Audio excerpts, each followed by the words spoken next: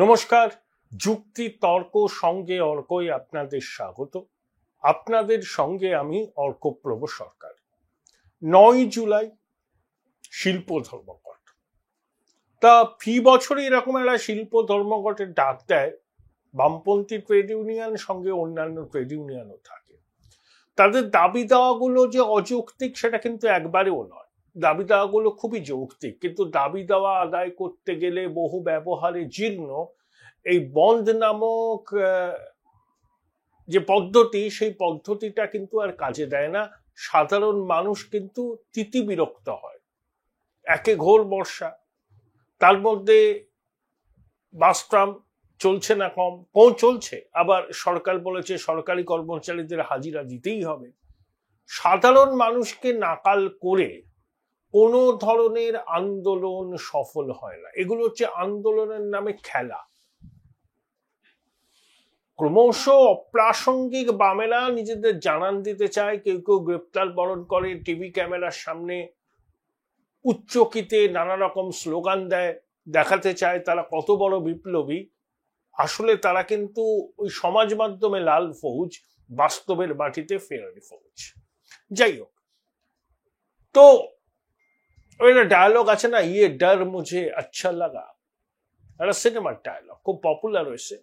বিরোধী দলনেতা মাঝে মধ্যেই বলেন বঙ্গেশ্বরীকে কটাক্ষ করে। কিন্তু আমার মনে হচ্ছে, কেন জানি না, যে বঙ্গেশ্বরী বেশ ভীত।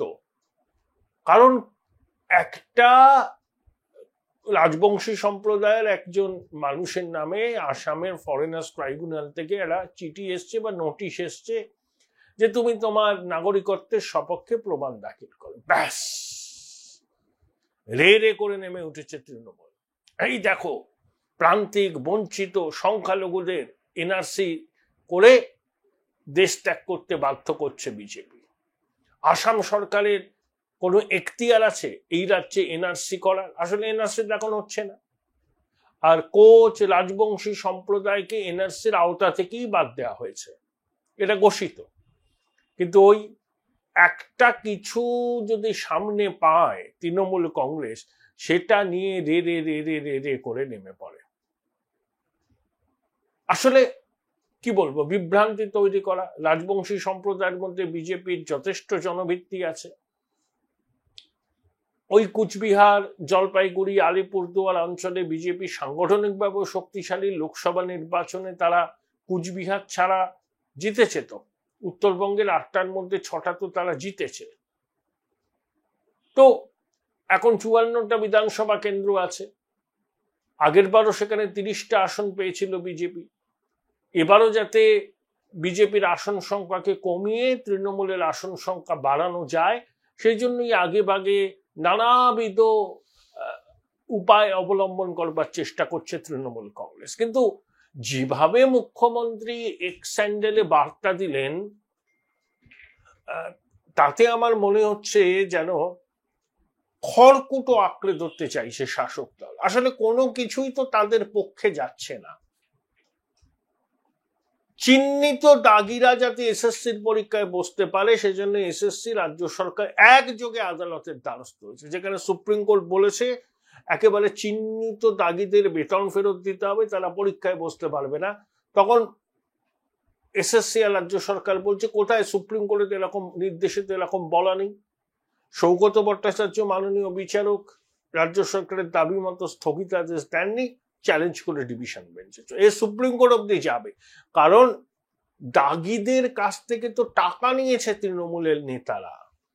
সেই দাগিদের যদি আমও যায় ছালাও যায়, তারা তো আর ছেড়ে কথা বলবে না তৃণমূলের নেতাদের। সেই পরিস্থিতিকে ঠেকাতে সরকার যে কোনো মূল্যে দাগিদের বাঁচাতে চাইছে। তাহলে পশ্চিমবঙ্গের মানুষ বুঝুন, যোগ্য মেধার ভিত্তিতে যারা চাকরি পেয়েছে তাদের ক্ষেত্রে কোনো রকম দরদ নেই সরকারের।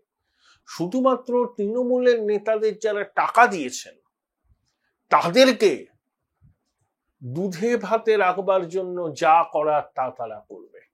বড় বড় আইনজীবী নিয়োগ করছে, সুপ্রিম কোর্ট অব্দি যাবে, সেখানেও মুখ পড়বে।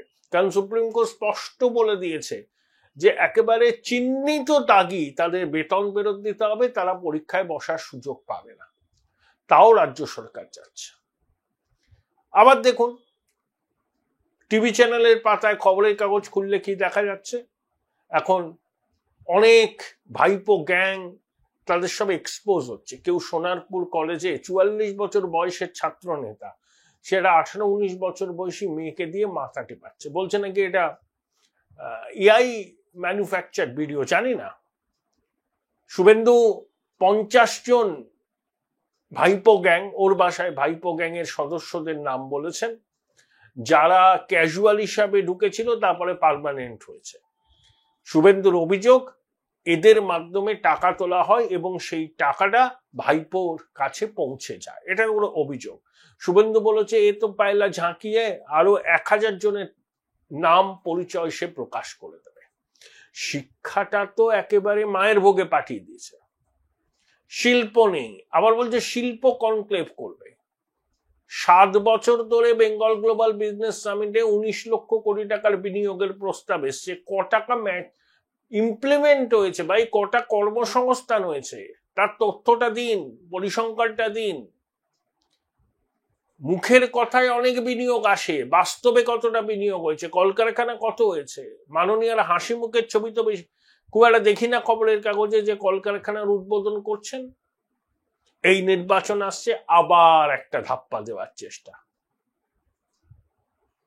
বিনিয়োগের প্রস্তাবে পশ্চিমবঙ্গ দেশের মধ্যে চতুর্থ, কেন্দ্র সরকার বলেছে, কিন্তু বিনিয়োগ বাস্তবায়নের ক্ষেত্রে পশ্চিমবঙ্গ দেশের মধ্যে প্রথম 10-12টা রাজ্যের মধ্যে নেই। আরে প্রস্তাব তো অনেক আসতে পারে, প্রস্তাব কতটা বাস্তবায়িত হলো এটার উপরেই নির্ভর করে শিল্পায়নে রাজ্য কতটা এগিয়েছে। সেখানে আমরা ডাহা ফেল বলার কোনো অপেক্ষা রাখে না। দেখুন দিলীপ বাবু শেষ পর্যন্ত তার শুভ বুদ্ধির উদয় হয়েছে, ঘরের ছেলে ঘরে ফিরেছেন, শ্রমিক বাবুর সঙ্গে দেখা করেছেন। এবং শ্রমিক বাবু তো প্রথম থেকেই বলছিলেন দিলীপ বাবু কোথাও যাবেন না, যেখানে ছিলেন আছেন থাকবেন। দিলীপ বাবুকে মেদিনীপুর কেন্দ্র থেকে সরিয়ে ওই দুর্গাপুরে নিয়ে যাওয়াকে আমি পছন্দ করিনি। একেবারে শেষ মুহূর্তেই সিদ্ধান্তটা হয়েছিল। দিলীপ বাবু দলের সিদ্ধান্ত মেনে ওখানে প্রতিদ্বন্দ্বিতা করেছিলেন, সেই থেকেই তার মনে ক্ষোভ আছে, তারপরে তিনি হেরে গেলেন।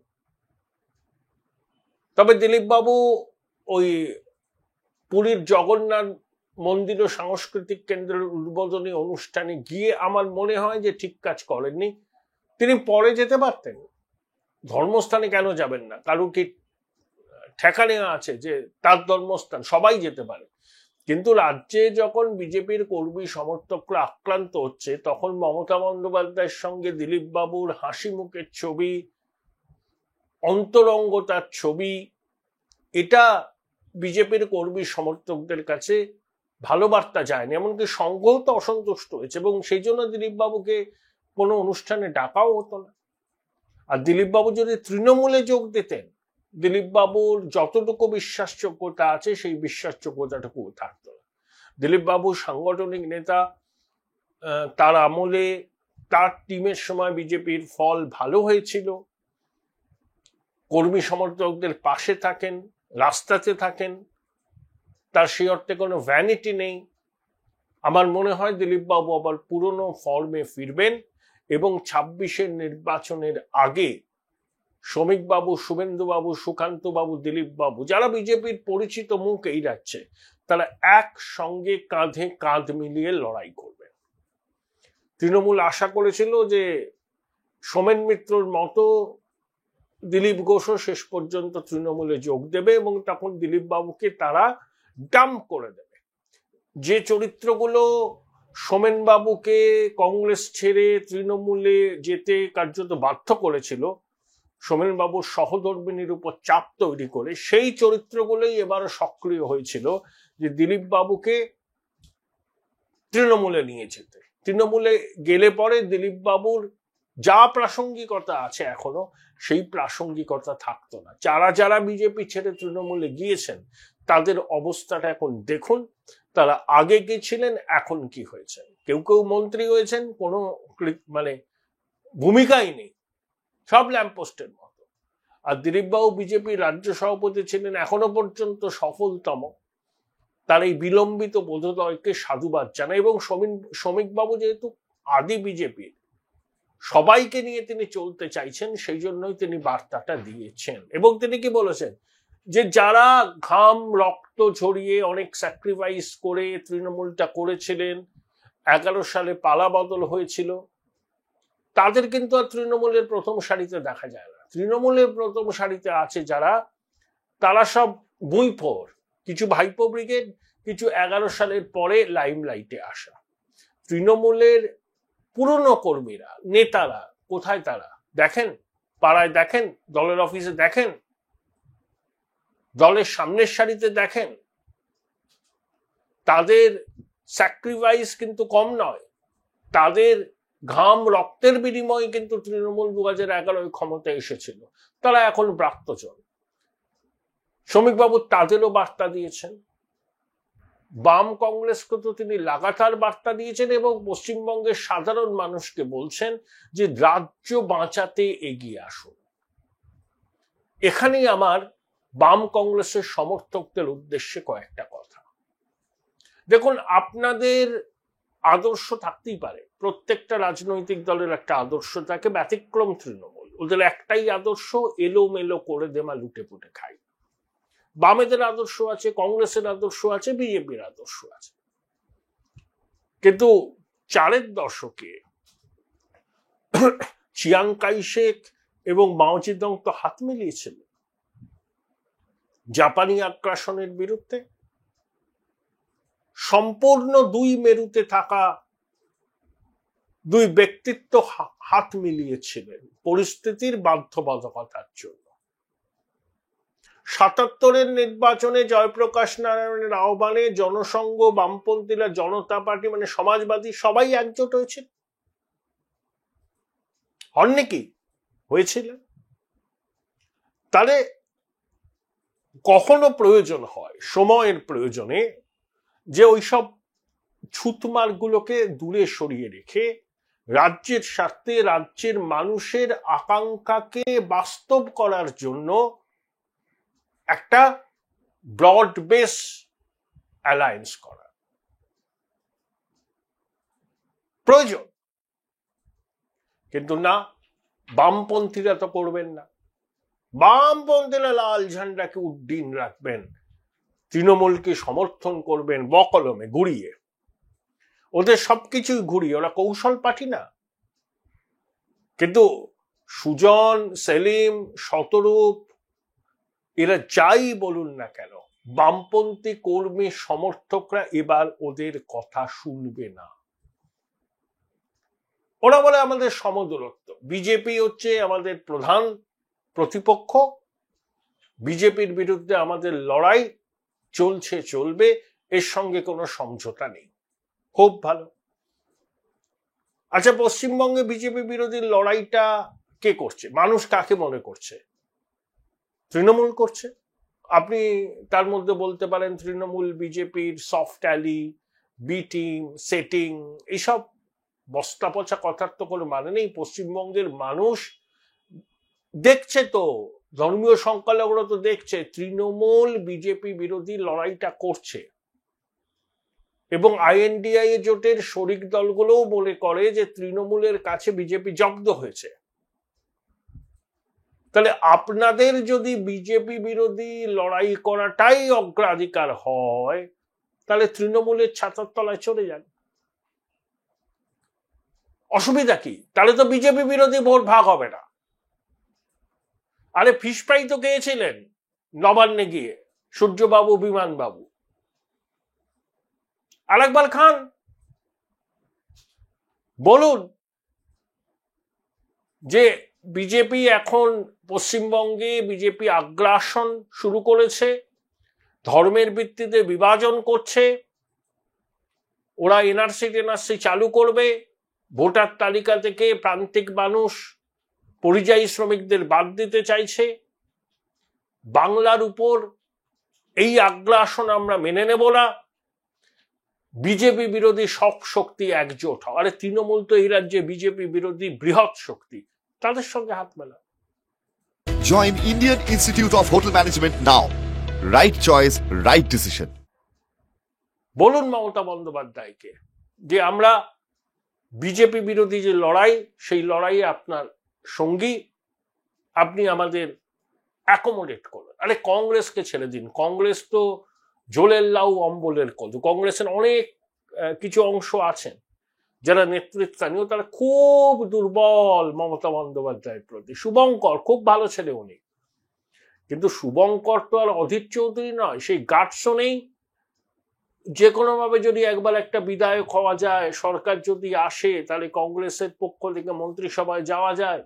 এতদিন রাজনীতি করেছেন শুভঙ্কর, কখনো জিততে পারেননি। এবার যদি কপালে শিখে ছেড়ে জিতে মন্ত্রী টন্ত্রী হতে পারেন, ও রাহুল গান্ধী যদি বলেন প্রদেশ কংগ্রেস আর বাম সঙ্গ করবে না, মমতা বন্দ্যোপাধ্যায় যে কটা আসন দিচ্ছে আপনি নিয়ে নিন, লড়াই করুন, 5টা 10টা 15টা, হাসতে হাসতে শুভঙ্কররা নিয়ে নেবে। আর বামেদের বিজেপি বিরোধী লড়াই প্রথম থেকেই তারা বলেন, ওটা নিয়ে তাদের কোনো সমঝোতা নেই, তৃণমূলের সঙ্গে আন্ডারস্ট্যান্ডিং করুন, তাই তো বিজেপি বিরোধী ভোট ভাগ হবে না। আর যদি চান পশ্চিমবঙ্গে একটা পরিবর্তন হোক, সেই পরিবর্তনে আপনাদের ভূমিকা থাকুক, তাহলে রাজ্যের মানুষের যে আকাঙ্ক্ষা, সেই আকাঙ্ক্ষাকে বাস্তবায়িত করার জন্য যা করণীয় তা করুন। এখন ঝান্ডার রং দেখার সময় নয়। যদি আপনারা বলেন না যে তৃণমূলের অপশাসনের বিরুদ্ধেও আমাদের লড়াই, তৃণমূলের দুর্নীতির বিরুদ্ধেও আমাদের লড়াই, কিন্তু আপনারা ভোটে প্রার্থী দিয়ে চৌর্যবৃত্তির সাম্রাজ্যকে টিকিয়ে রাখার চেষ্টা করেন, এগুলো মানুষ বোঝে। তাহলে আপনাদের বাঁচতে হবে। বিজেপি বিরোধী লড়াইটাকে তুঙ্গে নিয়ে যেতে, বিজেপি বিরোধী ভোটকে ভাগ করবো না, তৃণমূলের ছাতার তলায় চলে যায়। রাজনীতিতে সব সম্ভব, চিরস্থায়ী শত্রু চিরস্থায়ী মিত্র বলে কিছু হয় না। বিজেপি যদি দেশের কাছে, বাংলার কাছে সব থেকে বড় বিপদ বলে আপনারা মনে করেন, তাহলে কিন্তু তৃণমূল, বামপন্থী এবং কংগ্রেসের একটা অ্যালায়েন্স হওয়া দরকার। আর যদি মনে করেন রাজ্যের মানুষের আকাঙ্ক্ষাকে তারা মর্যাদা দেবেন, তারা ভাবুন কি করবেন। আপনারা কিন্তু নিজের শক্তিতে 1-8টা আসন জিততে পারেন, কিন্তু অনেক আসনে আপনারা তৃণমূলের সুবিধা করে দেবেন ভোট কেটে, তৃণমূল বিরোধী ভোট কেটে, যেগুলো খুব নেক টু নেক লড়াই হবে। সেখানে 3-4 হাজার ভোটে ফয়সলা হয়ে যায়, দেখবেন আপনার ওই ভোটটা পাচ্ছেন। কেউ আপনাদের বলবে যদি তৃণমূলের বি টিম সে অন্যায় কি করছে,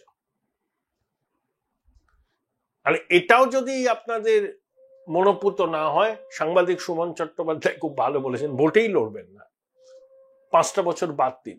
সরাসরি সংঘাতক, সরাসরি সংঘাতক, হ্যাঁ মমতা না মমতার মধ্যে।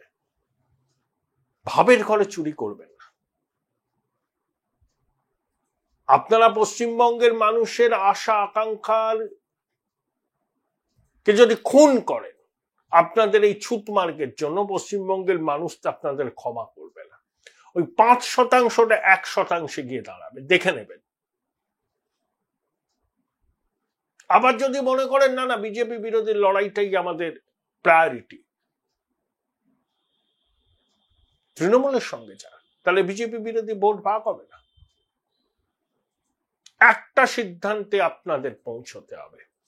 আপনাদের ওই বস্তা পচা তত্ত্ব, বুলি, বড় বড় কথা আর ভোটের বাজারে তৃণমূলকে সমর্থন করে চৌর্যবৃত্তির সাম্রাজ্যকে টিকিয়ে রাখার চেষ্টা, এই খেলা পশ্চিমবঙ্গের মানুষ ধরে ফেলেছে, সেই জন্য 5% নেমেছে।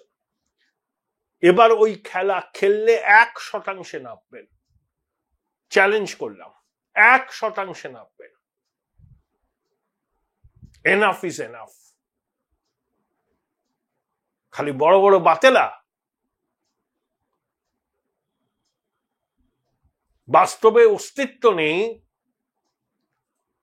পরজীবীর মতো পশ্চিমবঙ্গের রাজনীতিতে টিকে আছেন তৃণমূলের আঁচলের তলায়।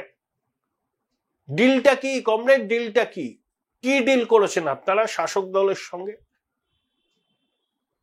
এই যে তৃণমূল বিরোধী ভোট কেটে শাসককে সুবিধা করেছিলেন 21-এ, কিছুটা 24, আপনাদের ডিলটা কি? কিসের বিনিময়ে আপনারা এই খেলাটা খেলছেন? সাহস থাকলে বলুন মানুষের কাছে গিয়ে যে এই চুক্তি আমাদের সঙ্গে হয়েছে তৃণমূলে। সাহস থাকলে বলুন। আর যদি মনে করেন বাংলা উচ্ছন্নে যাক, মমতা বন্দ্যোপাধ্যায় যেভাবে বিজেপির বিরুদ্ধে লড়ছে, বিজেপির আগ্রাসনকে রোখার জন্য আমাদের এখন মমতা বন্দ্যোপাধ্যায়ের পাশে দাঁড়াতে হবে যাতে বিজেপি বিরোধী ভোটটা ভাগ না হয়, সেটাই করুন।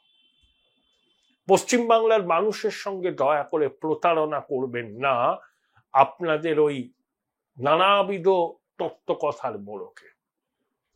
যদি করেন জনতার আদালতে দোষী সাব্যস্ত হবেন এবং শূন্য থেকে মহাশূন্যের দিকে যাত্রা শুরু করবেন। মিলিয়ে নেবেন আমার কথা।